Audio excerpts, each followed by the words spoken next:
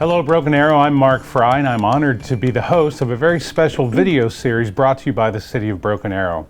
Have you ever wondered exactly who the men and women are that make up our City Council? Well, today you're going to get that unique opportunity to get to know our City Councilors just a little bit better. And today I have with me Councilmember Christi Gillespie. Christi, thanks for joining us today. Well, I'm excited to talk to you. I know, I'm excited to talk to you. Of the City Council members, you know, I've taken a little sabbatical away into Tulsa that we don't have to talk about, but I know. And so you're the one I haven't really got a chance to get to know yet, so I'm excited.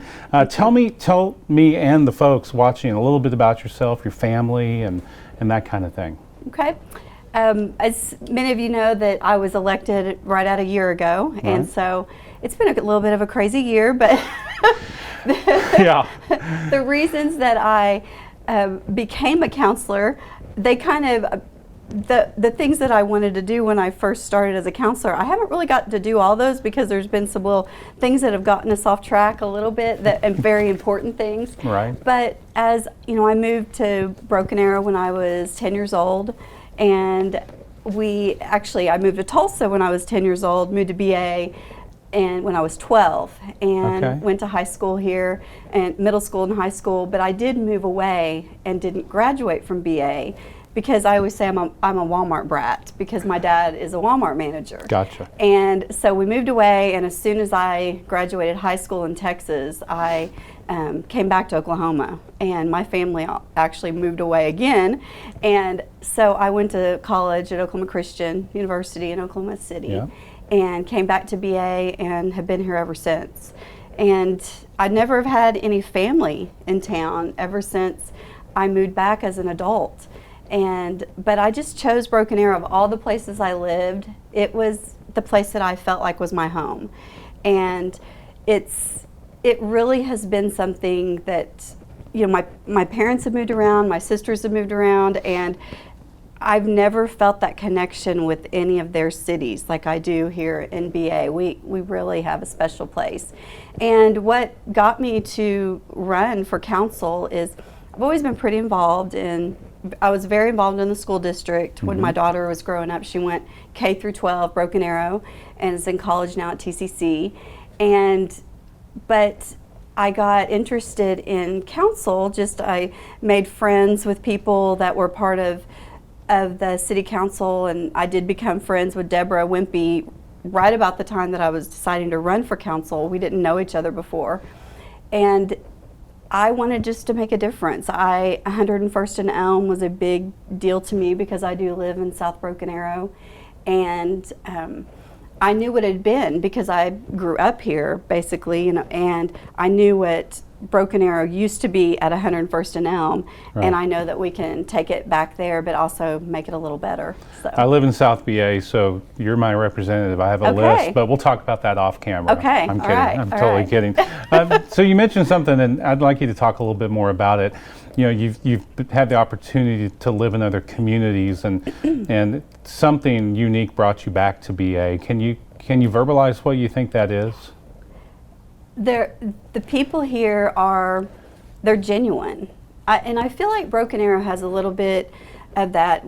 We're the smallest, or the largest small town, the largest small town in Oklahoma, and I do think that's true. I think we have the amenities that you can get in a bigger city, but still that small town feel where you can walk down the street, and there's not a time when I don't come either to Main Street or if I'm in the grocery store or wherever I am and run into people that I know. I mean, it's always, you know, there's always someone that you know, and of course I'm that person that even if I don't know you, I'm probably going to talk to you if I'm standing in line next to you. So I love just how friendly people are, and we have just from the schools to the churches to all the different organizations that we have here in town. I'm really proud to be a part of it. That's great. What would be something that people might be shocked to find out about you, like a hidden talent or? Well, if you know me very well, you know there's not much about me that people don't know, because I'm pretty straightforward. Right. And I talked about moving so much, but something that people didn't know is I've moved, when I counted it up one day, and this was when I'd be one extra now, I'd moved 19 times. Wow. In my life. And so when people say they're, a military brat, when I say I'm a Walmart brat, that I mean it that way, that we had moved so many times. And you know what? I mean, that might be it. I think something that I've always said is that my biggest strength is that people underestimate me, and they always have. I think it's because when you're short and blonde, maybe you get underestimated a little bit, and that's okay. So, but and that might be something they don't know about me. So okay. behind my smile lies a lot of stuff going on. She's a fireball, folks, is what she's saying, right? Occasionally. Yeah. Occasionally. I like it. I can be. I like it. You've been a year in, and we've had a few things like a pandemic happen in the year. But in your first year, what have you enjoyed most about serving the community of Broken Arrow? Oh goodness, one thing. Oh no, you can say several if you want. All right. You know what I've really enjoyed getting to know how the city works, because even it doesn't matter how involved you are. I think that you have no idea everything that goes goes on behind the scenes with the actual city, with all the people that work here at City Hall and in other buildings throughout the city. There are so many things that go into building a road, or doing something with the sewer system. I've learned more about sewers than I ever cared to know about, but and that's a good thing. But even though some of the interaction with citizens, sometimes it's negative. I mean, because Sure. a lot of times when they're contacting you, that can be about negative things, but I still enjoy that, because at the end of the day, I want to make sure that every person feels like they've been heard. And so some of the surprises have been that there can be a lot of negativity out there, but Right. I hope that when people walk away from talking to me, that even if they were upset, that at least they know they've been heard, even if they're still upset when they walk away, that hopefully they at least feel like, okay, at least she listened to me, and I can understand that point of view. So. Well, it certainly seems like as we go through this pandemic, there's more and more of hot button topics that you wouldn't think would be a hot button topic, but people are really truly on edge about a lot of different things. But when you have a group of passionate people, and you've got whatever the topic is, and you've got people on both sides of the issue, what do you do? What's your strategy as a council member to hear both sides, and how do you work through issues like that? Well, recently, of course, the big one that has been very polarizing is the mask issue. I'll say it. She said it. I did not know. Yeah.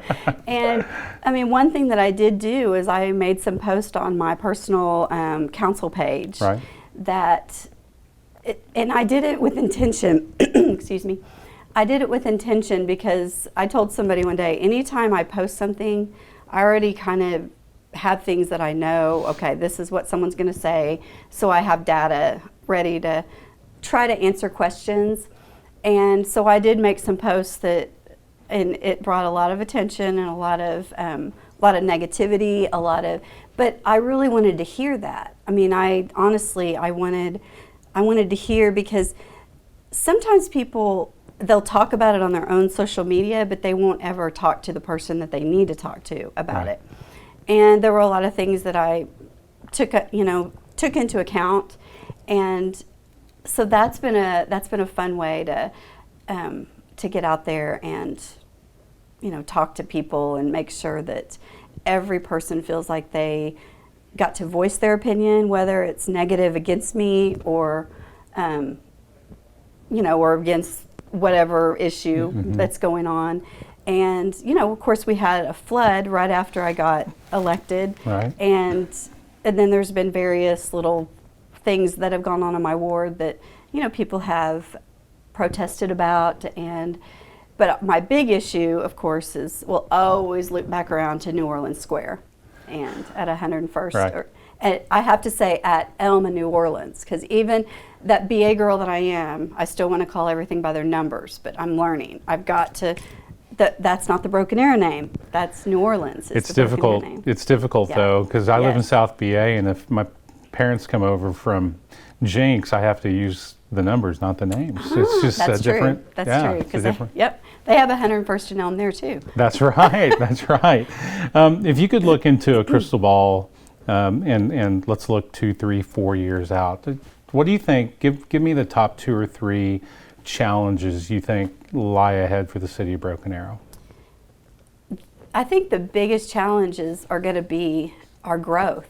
I mean, just because we have a lot of growth going on. When I see all the housing additions that are going in and trying to figure out, okay, how do we make sure that as we're developing Broken Arrow that we are cooperating, the city and the school district are making sure that they're talking all the time, and that we're planning things together so that the school doesn't have to redistrict as much and things like that, because I've seen that go on, and because I was so involved in the school district before. And I think the growth, while it's a really great thing, that's a tough one, Right. because we have to figure out ahead of time where we do infrastructure, but where we can do that is determined by the bond dollars that we have. So sometimes just because a housing addition is going in there doesn't mean that we can put a street there right then, because if the bond dollars aren't there, we don't just get to pick and choose Sure. how we spend money. So, but we are very blessed in this city to have people that really have taken it on to buy BA and to try to keep their dollars local, so that because they realize that it's very important, for our city to keep thriving. And as things come up, we've done a great job of dealing with them. And we had a meeting today with Tulsa Transit talking about some options for that, so that we can make sure that every part of all of our citizens are served, and they always have a way of transportation, a form of transportation to get wherever they need to go. And so that'll be something that's also, I think, is more and more important as the city grows. So back to what'd you call yourself, a Walmart brat? Right? Yeah. Walmart brat. What was the most interesting, and it doesn't have to even be for good reasons interesting, but just what was one of the most interesting places you had to move to? I don't know if any were that interesting. Or boring. Yeah. But I'm from Missouri, so we moved, we were all over Missouri, Kansas City. I'm from central Missouri, so all over there, just all over Missouri. But when I graduated high school, when we moved from here, I actually moved to Texas. So I lived in Texas for 2 years, just my junior and senior years. And what is neat about that is the people, because I think I graduated there, I've kept those relationships. Right. And it was a little bitty town. I graduated with, I think it was 113 people. Wow. Yeah, and our class, I think, would have been it was around 900 here at the time. So it was much smaller, but there were a lot of things I gained out of that too. I got to do things there that I maybe would have never gotten to do if I had been here in BA. And as a Walmart brat, back when my dad was starting out, I actually got to meet Sam Walton. So wow. Yeah, and Dad has some really funny stories about Sam Walton. So I bet. It's fun stuff. Well, your dad, he'll be happy to know. In the former life, I was on the road traveling all the time, doing tours. And seriously, when I would find a town with a Walmart, I would feel like there's something about it. It feels the same whether when you walk in, they're the same, pretty much. Yeah, and literally the cast members that were from this part of the country, we would be so excited when we would see a Walmart. See, I started when I was little, Walmart wasn't open 24 hours, any of them. And so, that's, of course, right now they're not open 24 hours either. But no, but that's kind of nice though, It really is, yeah. letting Yeah. people off work every once in a while. I agree. I agree. Was there anything else you want to share with us, or make sure? I'm really excited about the things that, when I look at the next year, I'm really excited about the things that we have planned at New Orleans Square, at Elma, New Orleans. And there are some new developments that are happening very quickly, and I can see. I think it's one of those things that the more good that happens, the more good that will happen. Right. And so I can see a snowball effect that's going to be pretty awesome in the next year and two at New Orleans Square. So stay tuned. We call that a tease in the business, That's right. people. That's exciting. Can't wait to hear more about that. And I want to thank you so much for your time today. Thank you. And really enjoyed getting to know you, and look forward to getting to know you even better. And folks, we want to make sure you know that all of these segments for all of our city council members will be available through social media. Thanks for joining us today, and we'll see you next time.